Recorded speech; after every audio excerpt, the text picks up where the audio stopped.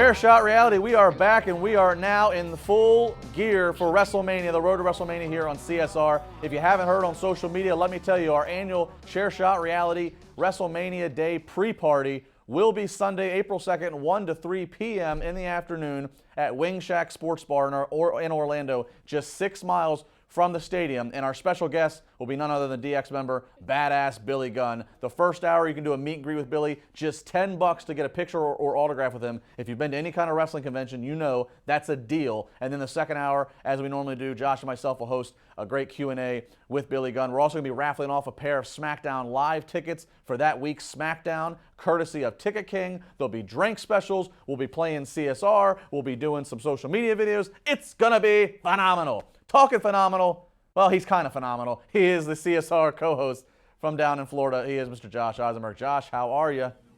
Oh, you didn't know? That is a great you didn't know, by the way. And you know it, Justin. It's the road to WrestleMania, and I'm excited for Orlando!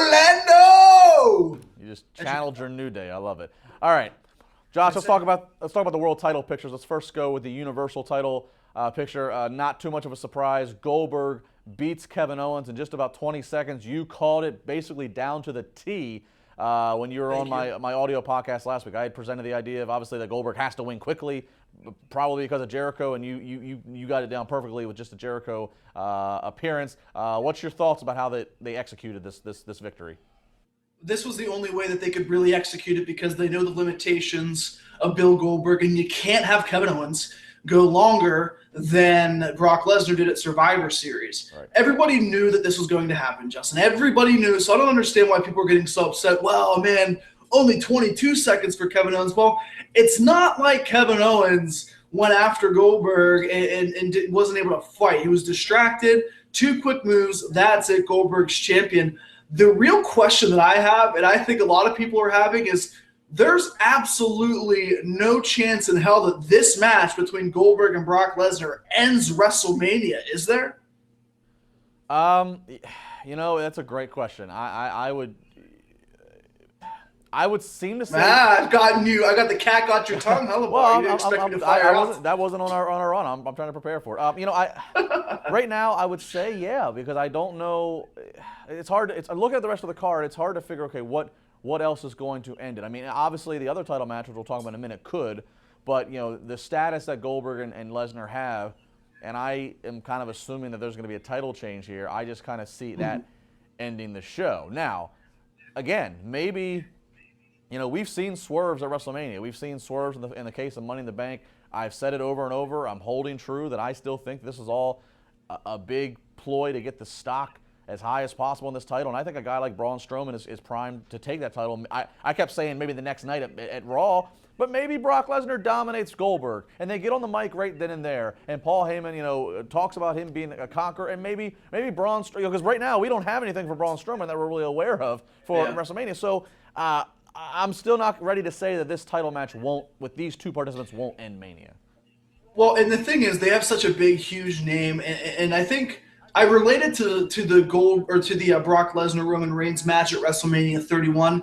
It was a physical match. It was a good match. It was longer. It was about 12 minutes or 15 minutes until Seth Rollins came out. But even that match felt really short. Just consider Goldberg has competed for 2 minutes of in-ring competition. I mean, do you think that Goldberg can last more than, say, 10 minutes? I'm not sure if he can. Well, I don't know about 10 minutes, but I mean, there is a way to put this match together to get more time out of it. I mean, you could have a case where the bell rings and Goldberg tries to go again for a quick spear.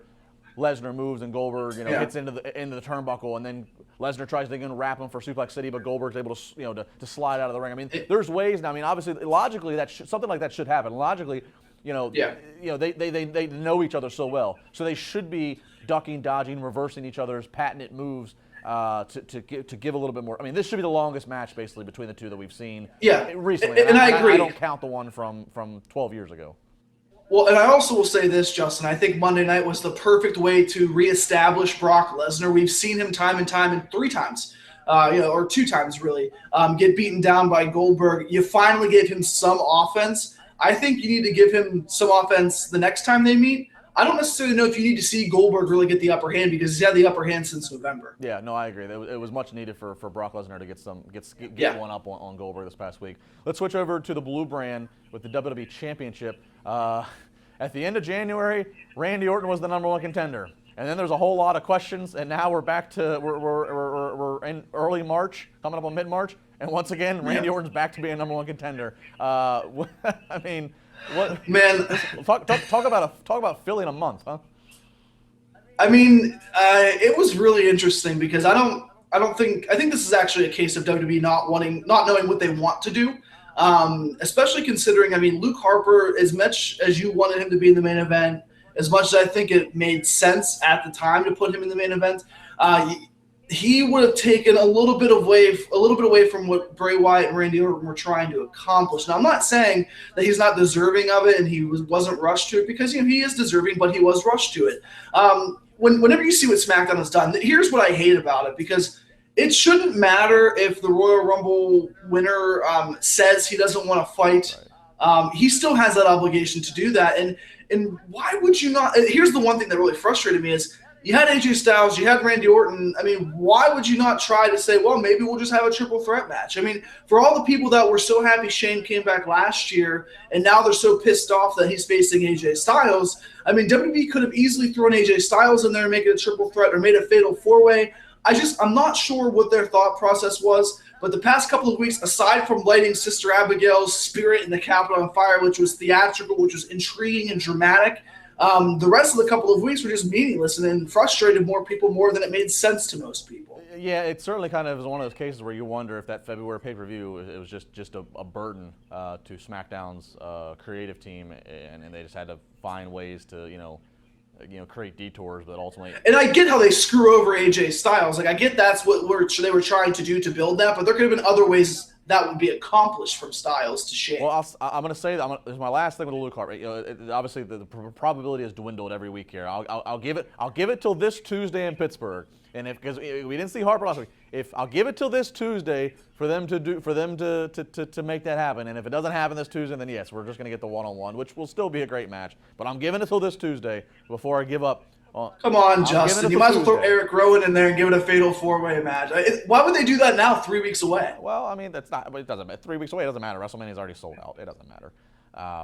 Is it sold out? Well, for all intents and purposes. I mean, they sell a bulk of their tickets in November before anybody even knows anything. I mean, it's not, at this point, they can wait to have one more match announced. They can alter this title match. It won't hurt them. And one last thing that I want to say to you really quick, though. Whenever you looked at SmackDown, you saw him become the #1 contender to end the night. You saw the AJ Styles talking smack with Shane McMahon.